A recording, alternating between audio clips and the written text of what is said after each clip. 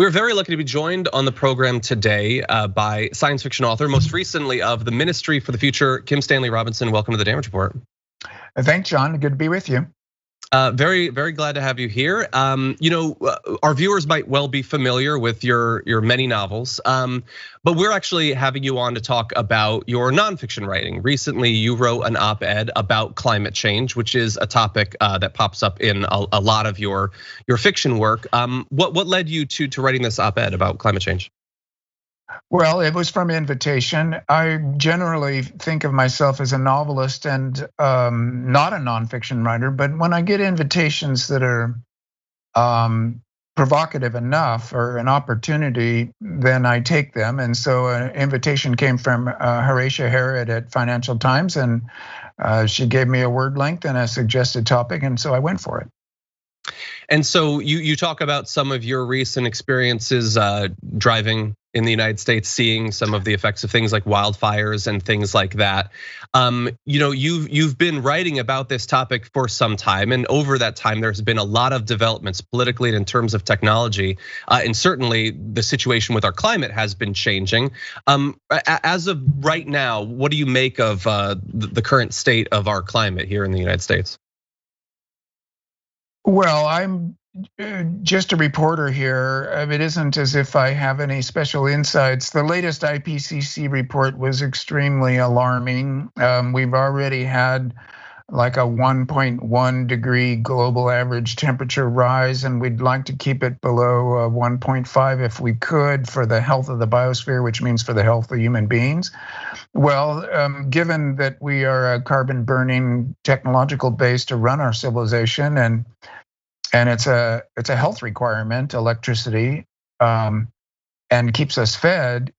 There's some path dependencies involved that means that we're going to be really hard pressed to keep this global average temperature rise below the 1.5 degrees Celsius. And so then people are talking about, what about 2 degrees? We used to talk about 2 degrees and are speculating what would happen if we blew past those goals in a kind of a dystopian way. Most of these prognostications are extremely dire as to if we don't get this under control in the coming decade. So trembling on the brink, still some time. If we did everything right from now on and kind of ran the table, we could get to a good place still, but that window of opportunity is closing fast.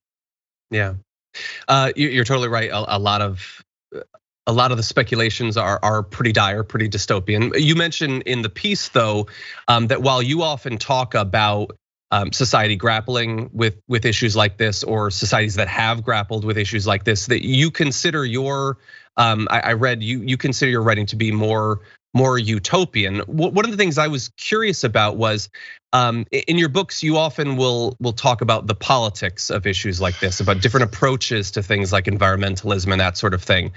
So I'm curious, as you're watching the very rapidly, I would say, at least from my point of view, shifting conversation around climate change and ways to deal with it over the past few years, what do you make of that? Have you been surprised at all in the ways that rhetoric has changed, that the conversation has changed?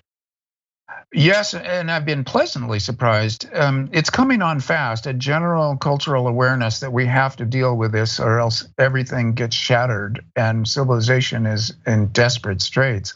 That's a general awareness now. And the Paris Agreement 2015, everybody's aware of it. All the nations have signed on to it. You see things like the Green New Deal, you see the giant Biden administration infrastructure bill being climate bills, you see the European Union, you see promises being made by all of the big emitting nations. Now, these are promises, they're all been evaluated as being behind the curve of what they promised to do. So there's a gap there. But the subject's on the table as being the crucial one of our decade. And I think also that the pandemic was a slap in the face, and everybody realized that, oh yeah, global things can happen that affect everybody in their daily lives. And climate change is gonna be like that, but maybe even worse. So the sooner we deal, the less bad it's gonna be. This is new, and I would say that given that I've been writing about this for about 20 years now, trying to imagine the best case scenario feels less crazy than it did 20 years ago, actually. Even though we may have lost 15 years to inaction, It took a while for awareness to come into being, and now we've got that awareness, and we'll see what happens next.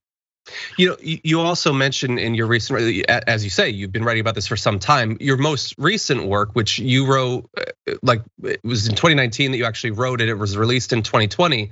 Yeah. You mentioned there that even there, and maybe this is pointing towards a little bit more optimism, that things seem to be developing in some ways faster than you had predicted, even in your most recent work. Can you give an example of that? I sure can. The Ministry for the Future postulates things happening in the 2030s and the 2040s that are already happened. And my timeline was completely wrong. 2019 was a previous geological era. It feels like centuries ago because of the pandemic, because of the change in administration. It was a darker time. And I was more pessimistic then than I am now because of the changes that have happened that have slapped us awake, maybe. I was thinking that it would take a decade for the central banks to realize that they have to pay for green projects straight out of the shot with quantitative easing being carbon directed. It turns out that even before I wrote that book, the central banks have a network for greening the financial system with a white paper that has 9 suggestions that are very like the carbon coin in my book. So I think things that I thought would take a decade or more to happen will happen in the next 5 years. We are under enormous pressure. Everybody now believes it. Well, a working political majority might believe it enough to do things. That's a very different statement. I don't want to be Pollyanna-ish about this. We're in a desperate moment, but because everybody's aware of it, it seems like you could rally a working political majority, and we already have the scientific and technological expertise. It's a matter of figuring out a way to pay for it. If it's not the highest rate of return, it won't get paid for. But we need to pay for it anyway. So therefore, we need some central bank pushing. We need government to direct businesses. So it's a kind of a Keynesian moment for us.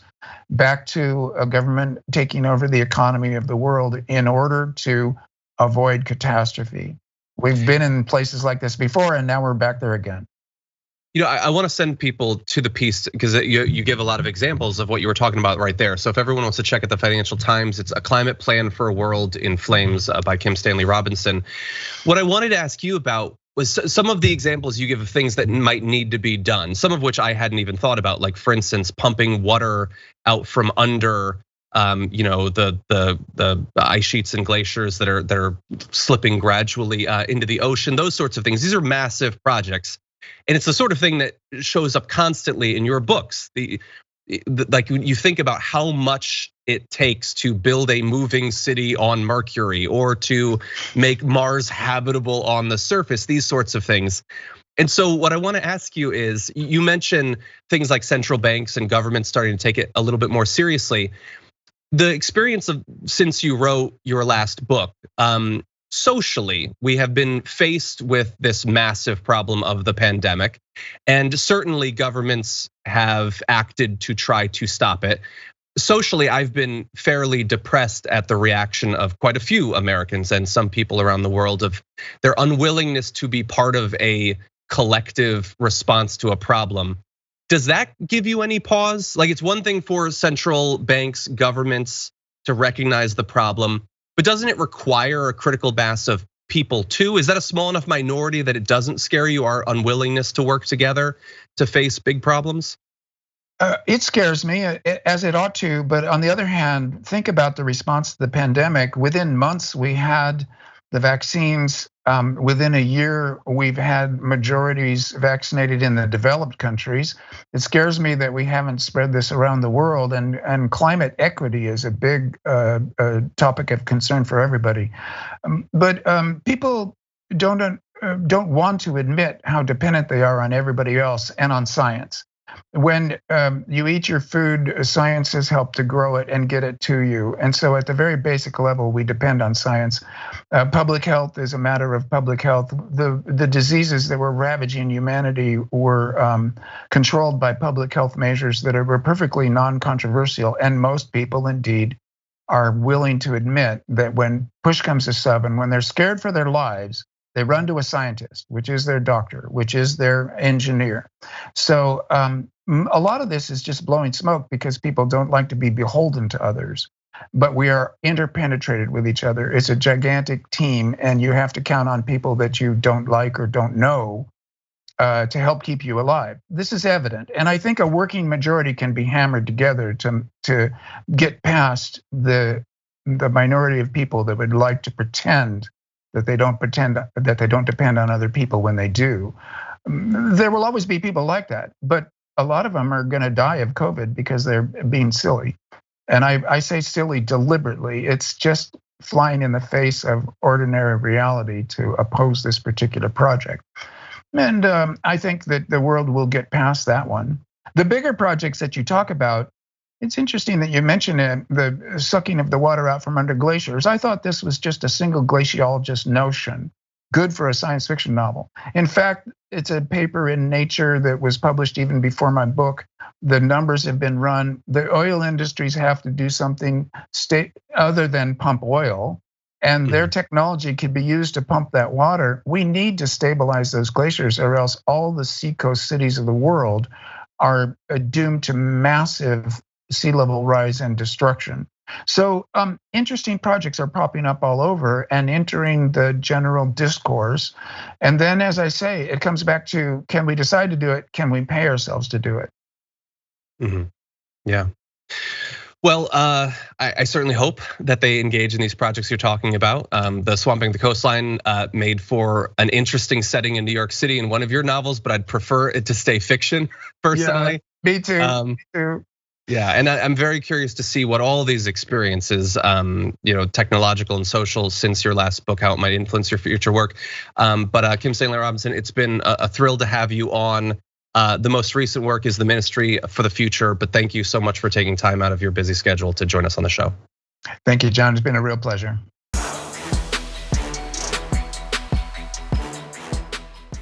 Check out the Damage Report podcast each day, wherever you get your podcasts, whether Pocket Casts or Stitcher or iTunes. You can join me as I give you the news and stories you want, with a range of co-hosts and interview guests jumping in on the fun each day. Again, that's the Damage Report, wherever you get your podcasts. And if you get them at iTunes, don't forget to rate and review. Sometimes I'll read them live on the show.